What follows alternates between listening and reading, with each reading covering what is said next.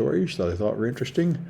Twitter is apparently failing to pay European people on time, and they're getting their payment from unexpected banks. And apparently this is because Musk fired the HR team responsible for doing payment along with firing everybody, and they don't know how to do it. And he's saying nothing has changed, everything will be normal, and everybody can see he's lying as usual. The different banks have changed their payment pass. So, it's as expected. This was the early reason why everyone said to get off Twitter, because it's all just going to crash and burn, and all your private messages will probably be exposed. But many, many more problems are appearing, as you expect, as Trump or Musk just burns the whole thing down.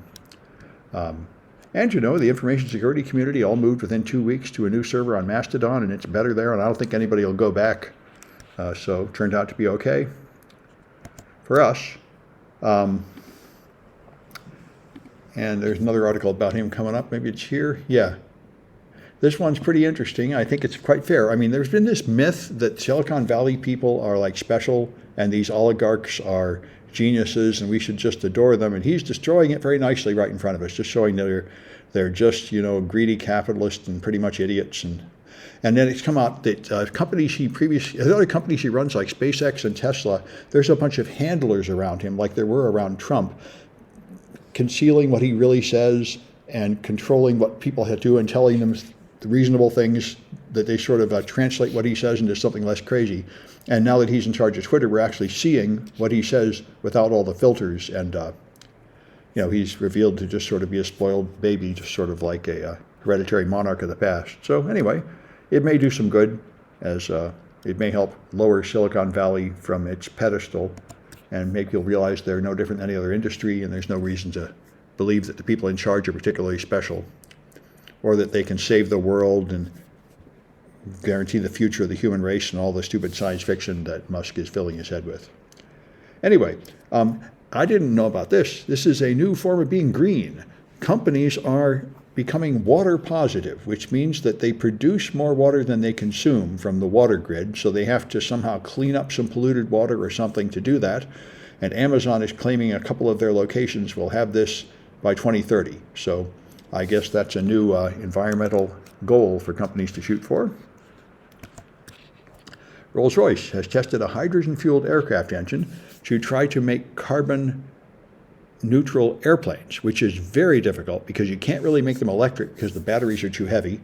And so now they in a ground test, they made an aircraft engine that burns hydrogen, and the hydrogen they made with green electricity from things like solar panels. So they're trying to develop green airplane travel, which I think will be very difficult, but very important, because not only does airplane travel burn a whole lot of fossil fuel, it also dumps the exhaust way up high in the stratosphere where it does even more damage. So you're probably right that a long-term solution would be better. And by the way, Elon Musk would do a lot of good if he would actually finish his boring project. He was going to make high-speed train tunnels between major destinations, but he never got that working. But that was one of his Hyperloop, one of his projects.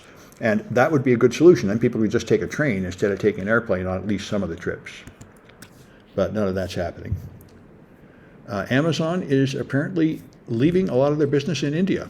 Apparently, Amazon has had the tech downturn hit them just like everybody else, and they're cutting businesses. They're not explaining why they chose these businesses, but they are abandoning their businesses in India to some extent. So I would assume it must mean that those businesses weren't making enough money, but who knows? There's a No Starch Press Humble Bundle. They do this every now and then. You can get a whole bunch of books, and including Hacking APIs that I'm using in 129S next semester, and other books. Probably a lot of them are good. And you get the whole bundle, and you don't have to pay any more than you want to. You can choose how much to pay. I know this one by Georgia Weidman is quite good. She's been talking about a new version. I think this is the old version, but the old version's fine. Anyway, a lot of books. You might want to get that bundle. This I saw on a tweet. It was very interesting. This guy I've heard of, Filippo Valsorda, is a famous cryptographer, and he was explaining how he got a start. And the way he got a start was with this program, which I never heard of. There's this thing called the Recurse Center, And if you're a programmer, you join a team, and for 6 or 12 weeks, they work with that team to do programming projects. And this, you get to learn from experts, and you get to improve your skills, and that's how he did it. That's how he moved from obscurity into doing a project here, which was detection of the Heartbleed vulnerability, and that was so impressive he got a job at Cloudflare, where he did a bunch more cryptography, and now he's moved on to a career in cryptography. So he's a cryptography library maintainer. So anyway, I thought that was pretty interesting. If you're a hardcore, programmer, you might want to do that. All right, somebody wants the Humble Bundle link. Let me see if I can bring it back. Yeah, there it is. Good. All right. So that's interesting. I don't know who you have to be to get in the Recurse Center, but apparently it's a great thing if you can get in. So the U.S. government apps, including apps from the Army and the CDC, included monitoring software to monitor what your users are doing. Everybody seems to put this monitoring software in apps, and then usually they have to apologize and take it out later. And this time they put in something called Pushwoosh, which is a Russian company that has also made malware. And they pretended to be an American company. They put in a fake address in America and a fake address in Germany to pretend to be there, but Reuters investigated and found out that the locations really weren't real, and they're really just Russia, and you're sending all your data to Russia. So they took that out of there, and they're apologizing for that. Anyway, many companies use this stuff. So it goes. I was surprised, privacy-based focused browsers. Indeed, these are browsers I'd never heard of. LibreWolf, based on Firefox, Pale Moon, that doesn't use Chrome or Firefox engines, Snowhaze, an iOS browser which is different than Safari. I thought this might be interesting to look into, and Mull, which is an Android browser. So there are special high privacy browsers, and this might be a good idea to look into them. As you become more aware of how everybody's tracking you and selling your data, improving your privacy is a good thing. So Kraken, one of the major cryptocurrency exchanges, has reached a settlement with the Department of Treasury for violating sanctions against Iran, allowing effectively money laundering and money exchange to a sanctioned nation, which certainly is one of the big things about crypto, is performing illegal transfers of money, and Kraken has settled. Of course, they're only paying $300,000, which is a drop in the bucket for them. But anyway, it shows some enforcement of our sanctions and some little bit of regulation on the crypto industry. The crypto industry is collapsing and burning anyway. I'm not sure the government is a significant player in it, but anyway, maybe when whatever comes out of the ashes, maybe the government will regulate it more. So Zeek, Microsoft has ported Zeek, which was a intrusion detection system based on, only ran on Linux. They ported it to Windows and now incorporated it in Windows into Microsoft Defender for Endpoint. And they say put it in the cloud, but then as I read this article, they say the way to do it is you have to have one special cloud instance running nothing but Zeek to have enough power to do it. So if you're going to do that, why don't you just run Linux on that instance, and then it will work. That's why, as usual, Microsoft stuff is always a little hard to understand. But the fact is there's an enormous number of companies that are absolutely determined to do everything on Windows. And although I don't know if anybody would object to doing your security stuff. Anyway, they do have Microsoft Defender for Endpoint running on Windows and with a few detectors designed to pick up some Windows attacks. A couple examples of the things. Yeah, Print Nightmare.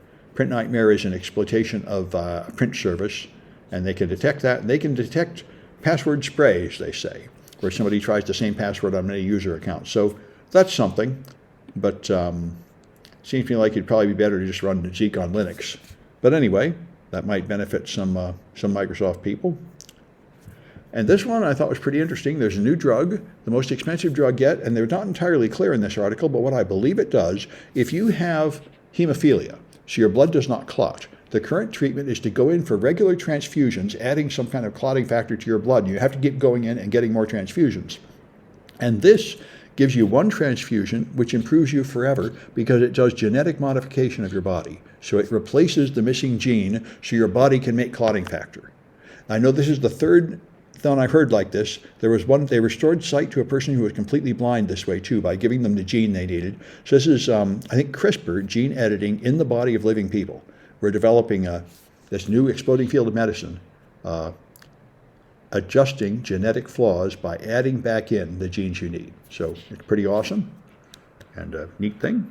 Hello, mold. And there is a lot of, the security community has a thing bouncing around saying there was a WhatsApp breach, but it's apparently just fake. Somebody dumped something on one of the hacking forums and claimed it was a WhatsApp breach, but all it is just a list of numbers to see if there are WhatsApp accounts. So I guess there's some kind of identification numbers for WhatsApp people, or maybe phone numbers. I'm not quite sure what those are. But they say it's really nothing. People are trying to make it sound like a big deal, but it ain't. It sounds like it was, this happened to another service too. They had a minor API flaw where you could feed up like a phone number and it would tell you their email address. They were able to sort of eventually enumerate enough phone numbers to get a list of email addresses, but this is even less than that. That's a very common flaw where you can give it a number and maybe a password into a login page, and response will tell you if the number was accepted, even though you don't have the right password. It seems like that kind of thing. So this was pretty impressive. I heard about a place downtown where you could get a parking place for $300,000, and I don't know what that one is, but this one here, they explain what it is. What it is it's an automatic car stacking system. Your car is carried down by a robot and an elevator and stored somewhere, and when you want it, you press a button and it comes up on the elevator to your apartment. So you don't have to go in the garage or turn around or anything. That's what it is. And these new high-tech parking spots are, of course, valuable in very dense cities where you have to economize in space. And people like it because of the safety and the convenience. I know people are telling me around here in the Bay Area, there's getting to be a lot of carjackings, and a lot of people are breaking into people's houses and stuff. And so some people are worried about walking through a garage to get in their car, which certainly is a fairly likely place for you to get mugged and such. So this way you'd avoid that. Anyway, the same sort of thinking that would lead to a gated community. All right, so let me stop this.